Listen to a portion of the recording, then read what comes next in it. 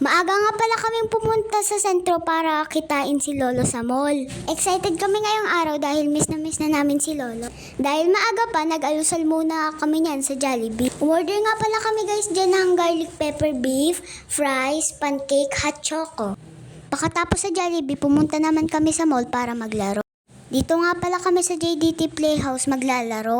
Ito nga pala yung babayaran ninyo kung maglalaro kayo dito. Pag pumasok kayo, kailangan nyong magsuot ng medyas. Pwede kayong magdala o bumili. Nag-register na din agad si Daddy. Siyempre, wala tayong sasayangin na oras, kaya laro agad. Naglaro na din nga pala ako dyan guys sa tunnel slide.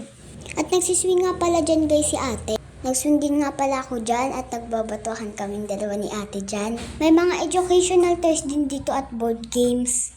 Ma-enhance nito ang logic at analysis nating mga bata.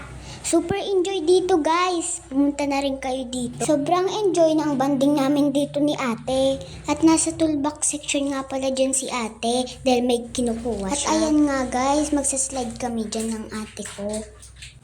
Naglaro din kami guys ng luto-lutoan.